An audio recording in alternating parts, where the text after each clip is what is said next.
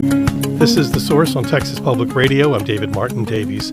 San Antonio is becoming a major hub for data centers, digital warehouses that power everything from cloud storage to artificial intelligence, crypto mining. And while they're essential for our modern economy, the pace of their expansion on the city's far west side is raising new questions about water use, electricity demand, and long-term planning.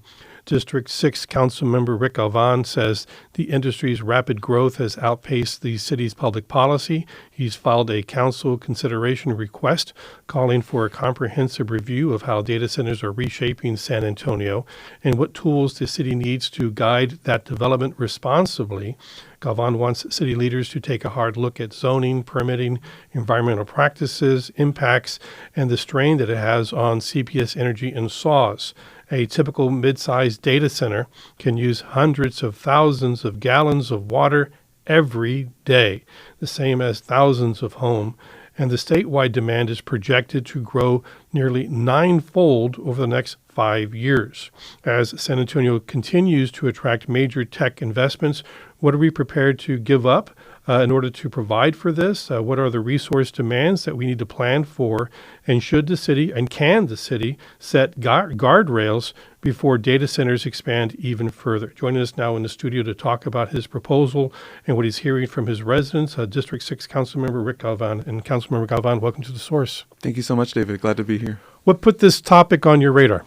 Yeah, so this is something that's been very important to me. Of course, on the campaign trail, we heard a lot from residents, particularly in the Westover Hills area, in District 6, as well as throughout, right, that there's concerns about this growing industry, not only in our city, but nationwide too, and statewide. Seeing concerns about water impacts to local communities, seeing concerns about electricity rates going up and the demand increasing, and particularly these centers being some of the strongest entities that are demanding this energy and water usage. So there was questions about how can our city get more involved in this work? How can we prepare to not be like Phoenix or not be like Virginia that's in the back end already, but to be a bit more proactive in addressing this growth and ensuring that's a good balance here for energy and water usage as well as for our economic drivers. So you can call in with your questions and comments for Councilmember Ric Galvan. The number is 833-877-8255, 833-TPR-TALK. You mentioned Phoenix. Mm-hmm. The city of Phoenix put in ordinances that require data centers. They have to recirculate the water. They can't be wasteful with the water. They have to conserve their water. Phoenix, of course, is in a desert, mm-hmm. And they're in a worse off situation than we're in when it comes to water, but yet they've managed to do that. So do you think that is something that can be done in San Antonio?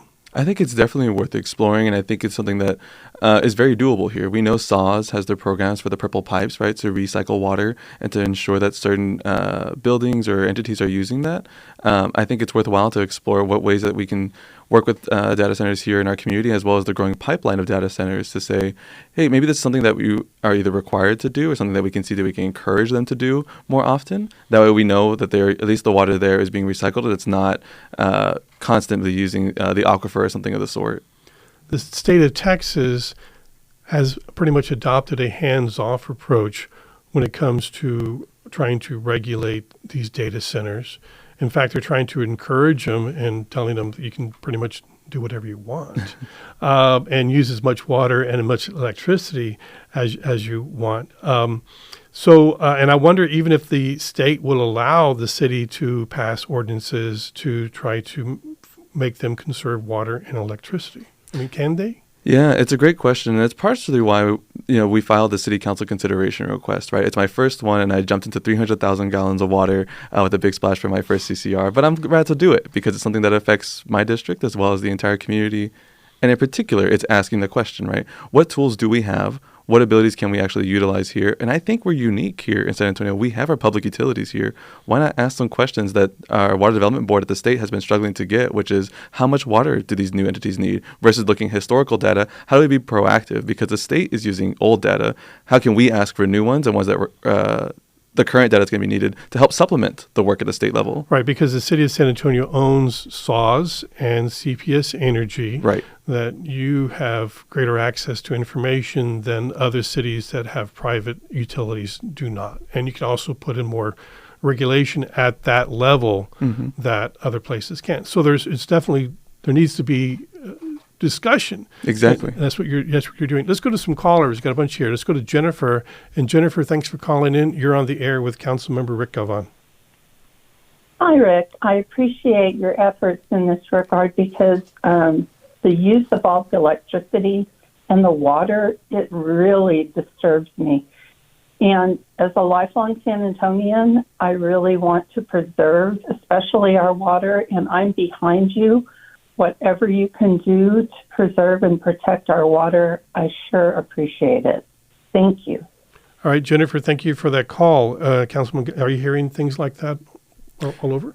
Yes, I'm very grateful. There's sometimes, as a new council member especially, right, where you wonder if you're doing the right things here and there, especially in your first few months. And I'm very proud that during our town hall with the mayor last week at John Jay High School, I was able to introduce the CCR there to a lot of my residents. And there was extreme excitement about it because it's just a matter of fact that whether you're on in the view of, well, I think that's still a good economic driver, I don't want to disturb it, or you're in the concern of, well, I want to see what's going to happen to our environment, both say, but it's worth exploring, it's worth understanding, and it's worth the city getting involved to either grow this economy and or balance the natural resource aspect of it. So I'm very grateful that I have a good team around me to remind me of how we can get this thing right, and that we continue to hear from our residents, whether it's Westover Valley folks or Stonegate Hill folks or throughout the entire district, who are asking for this kind of action. So I have heard Microsoft is one of the big data centers that we have here in the area, and that Microsoft has pledged to be water positive in the area. And a lot of data centers, big names, Meta, have said we're going to be water positive, but they're not talking about they're talking about being water positive overall. And still, because they're not transparent, it's kind of hard to figure out, like, what do you mean by water positive? But as I've heard, that Microsoft is buying up property over the recharge zone, looking to prevent that from being developed, and they're seeing that as actually adding more water to the system than they're actually using. Have you heard that? I've heard bits and pieces, yes. I've been talking to folks with Microsoft and representatives of them, and I really appreciate the conversation because Microsoft's centers are in my district in Westover Hills and a little bit further out on West Military. And a lot of folks in the area, too, have expressed the appreciation for Microsoft's ability to be good neighbors, addressing lighting concerns, tree concerns, all these different things in the area when they build the data center. And so I think this conversation is going to be about making sure that we have a broad stakeholder group, including the folks who are in this work, right, to understand what impacts they're already having, what things they know they're going to impact and need for utility infrastructure, whatever it is, but also the community benefit portion. A good research report that I read from UT Austin's Geoscience School talked about the importance of community benefits and cited Microsoft's ability to do so. And so continue to build on that and saying, not only can we make sure we have local jobs or something with education, but also the conservation part. Let's continue to do that work together, and that way we can mitigate some of these issues that come with a new industry. Right, and a lot of those big name brands like Microsoft, they are dedicating to try to use green energy to power their facilities. But there are a lot of smaller, no-name brand data centers that are popping up, and they don't have those same commitments. So I think that's where the concern really comes from. Let's go to another caller. Let's go to Henry. And Henry, you're on the air. Go ahead. Hi, David. I just think that this is a great thing for the city. We are in a power position. We can dictate the terms of the arrangement. They ought to be strictly regulated. We could even say, hey, you got to bring your own water and power. I know that's kind of extreme, but, if you want to live here. And they're not like Walmart putting like mom and pop out of business. And I think it would be a plus for the region. It's just that you have to regulate them. You have to assert authority so that they, don't do what you don't want them to do. All right. Henry, thank you for that. So is San Antonio in the driver's seat here? Do we have that much control? Can we tell them, no, you can't come here? I really appreciate Henry's comments, in particular the point that we are in the driver's seat here, right? We have a lot of power in this conversation. I think we do. whether or not the state fully agrees with the actions we may be taking, I think having that conversation is worthwhile. I don't see any other cities in our state taking that first step. I don't think it should be a problem for San Antonio to take that step and say, let's see what we can do here, given the fact that we have our utilities under our municipal control. Let's see what we can do here when we have such zoning and permitting laws already on the books. How can we update them to meet the new industry? And let's work with ERCOT and with the Texas Water Development Board and see, hey, there's some gaps there that you have in data. How can we sort of support y'all? Because they're concerned too. And so I think it's worthwhile. I think it's a good step, and we'll see what City Council as a whole decides. But I'm excited to have the conversation with my colleagues. But obviously, this is the future of the economy, and trying to discourage that kind of investment may hurt San Antonio. We also have UTSA, which is very much working on data center development, cybersecurity, managing these types of resources. This is part of their academic, what they're working on. It's going to be a big part of their identity, particularly downtown UTSA. So it's probably be better off trying to learn how to work with them than work against them, right? Sure, there can be a bit of both there. I think it's always viable and worthwhile to work with folks and make sure that we're trying to adjust this so it meets all the needs. Something I thought about when I filed the CCR and I got some immediate pushback from folks was, there's a lot of different entities that were coming around the coming of the century in 1900, railroads, etc. And we still took a step to say, how can we make this work for our communities? Okay, let's take a break here. We're going to find out more about that. I'm going to get Chris on the air. If you got a question or comment, should San Antonio welcome these data centers with open arms, or should we say go someplace else? How do we regulate them? Make sure that they are a net benefit and not something that's going to harm the overall community of San Antonio, our water use, our energy use. 833-877-8255, 833-TPR Talk, and the Source continues after this. Support for the Source podcast comes from UT Health San Antonio, South Texas' largest academic research institution, where what is discovered in its labs translates into life-changing patient care. More at uthealthsa.org. Have a property past its prime? Consider donating it to Texas Public Radio. It's hassle-free, and you may qualify for a tax write-off too. Learn more at tpr.careasy.org/real estate donation. Public Radio, I'm David Martin Davies. With me in the studio is District 6 San Antonio City Council member Ric Galvan. We want to talk about your 100 days or plus that you've been a council member. But right now we're focused on what to do about the San Antonio AI data centers, crypto mining, server warehouses. There's a lot going on in this area, and it is basically something that needs to be paid attention to, but I don't think they like the spotlight, but let's figure that out. You can call in with your questions and comments, 833-877-8255. Let's go to Chris. And Chris, you're on the air. Go ahead. Awesome. This is a great conversation. I'm so thrilled to be a part of it. Solar and battery did for energy what other alternative to groundwater is doing today. Specifically, a technology called atmospheric water generators, where these are machines that can sit outside, pull in air, withdraw the humidity, filter it, et cetera, and then put it back out. These data centers, to me, there are two kind of red flags or bad marks on their record, and that is energy and water. Energy is simple to solve with the solar panels, and water is simple to solve with machines that are currently on the market. Notably, Aquaria Technologies has machines that can go up to 4,200 gallons per day in a region like ours. I never hear about these machines being discussed, and I wonder why we always only think that we must go into the ground to draw water and not think about alternatives, which are in production today. All right, Chris, I'm going to research that and learn more. So the concern is these data centers need a lot of electricity because they have to be kept cold. These chips that they're running on, if they get warm, they break down. They don't run as well. So they need to keep them really cold. They use the water for cooling. Also, it's a big part of why these things are. They're attracted to San Antonio because of our low-cost electricity, because of CPS Energy, and because of our access to the data lines. San Antonio is a hub for that. So they see this is the sweet spot that they want to come here for.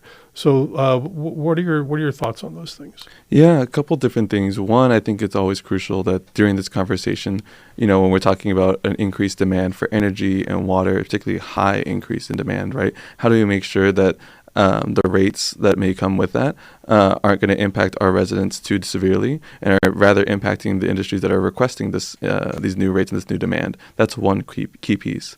Another part of it is that I really appreciate Chris's point about new technologies, something that I've really enjoyed researching with different reports, whether it's from the geosciences at UT Austin or with Purdue, that there is a bunch of technology emerging on how they can do better cooling and energy use. And I think that's crucial to understand and have that conversation about publicly, right, of what is being utilized, what new technology is being utilized.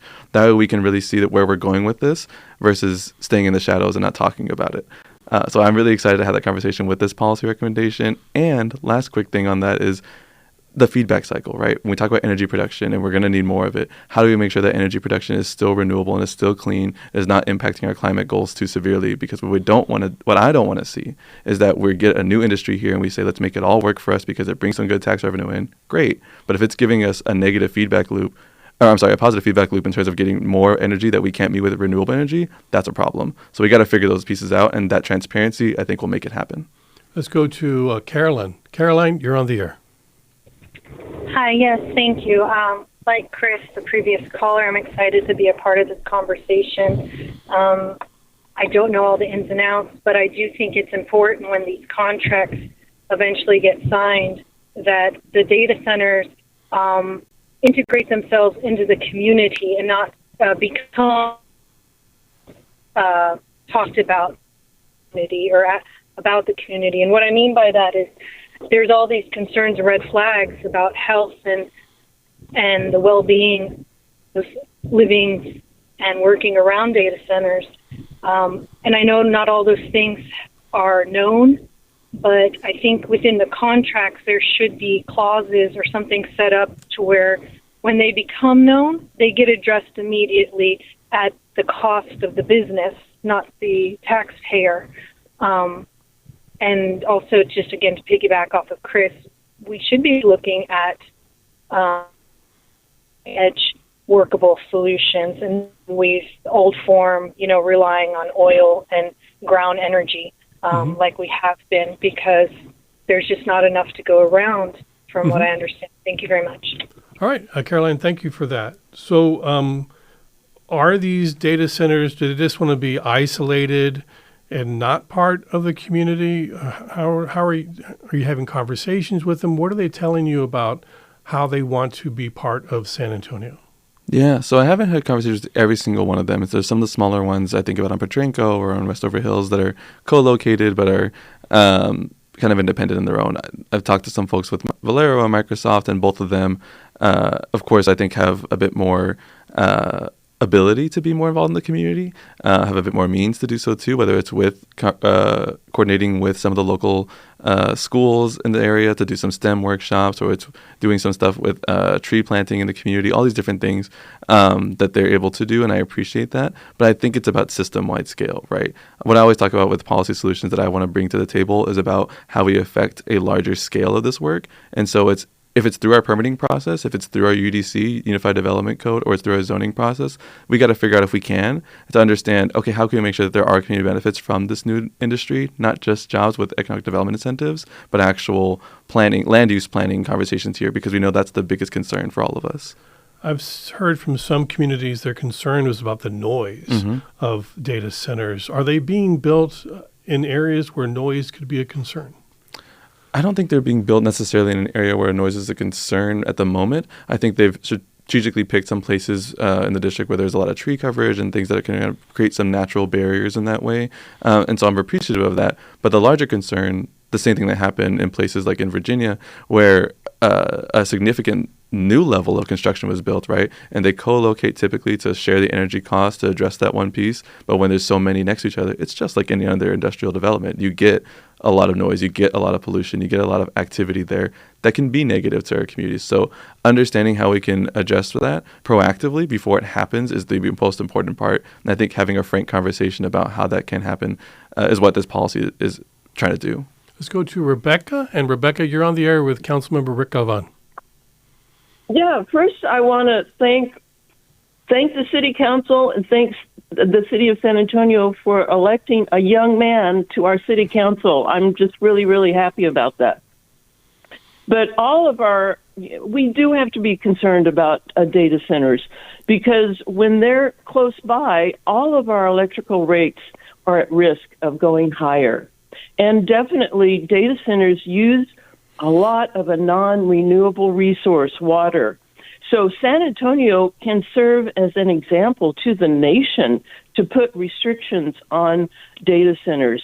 I heard recently that if data centers would get off the electrical grid, use their own sources of electricity during peak use hours, it would really cut back on the electricity that they're using. And I appreciate you letting me make a comment. All right, Rebecca, thank you for that. Well, one thing about servers and the AI is that they run 24/7. They don't cut back unless they absolutely have to, and we're having brownouts and things like that. And so that's the concern, that they will be running 24/7. They will be using a lot of electricity. In other parts of the country, they have gotten lower rates for electricity than the residents pay for electricity as an incentive. Is that happening here? Are they paying the flat rate? Are they paying special rates? How is that working?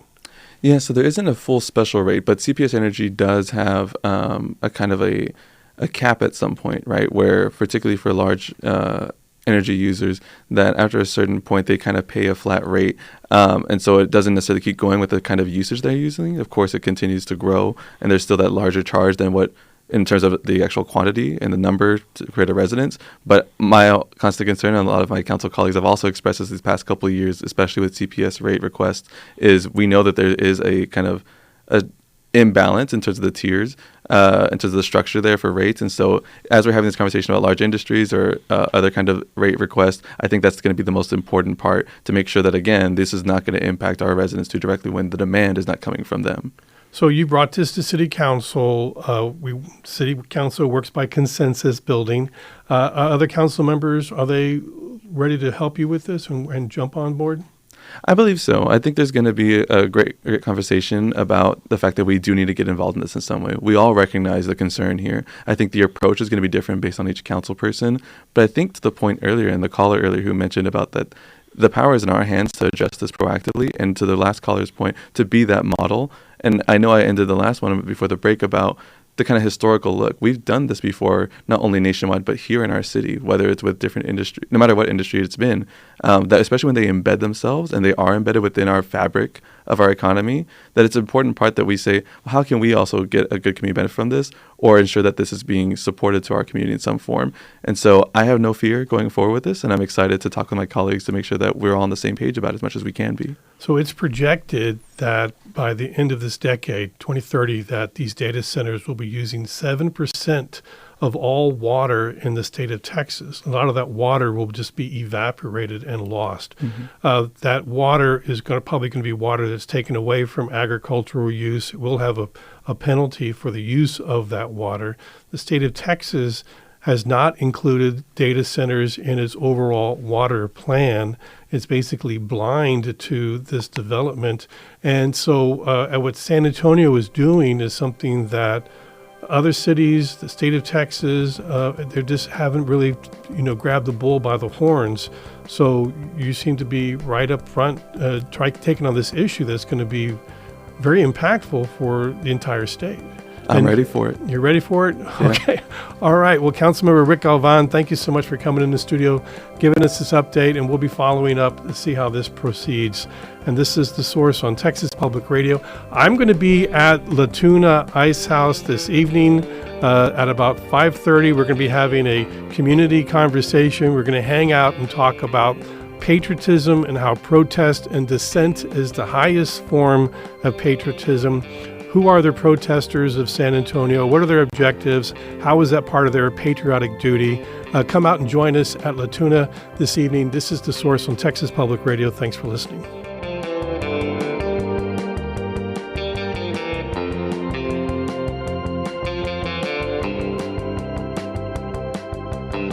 This has been The Source on Texas Public Radio. The Source is hosted by David Martin Davies. Tim Gutierrez is the show's producer. Additional production support from Steve Short, Ruben Garcia, Yvette Benavides, and Dan Katz, Vice President of News. The Source is made possible with support from the Gladys and Ralph Lazarus Foundation. Support for this podcast of The Source comes from Texas Mutual Insurance Company, a workers' compensation provider committed to rewarding policyholders who keep their workers safe and losses low. More at texasmutual.com/TXM Advantage. Texas Mutual. Texans get it.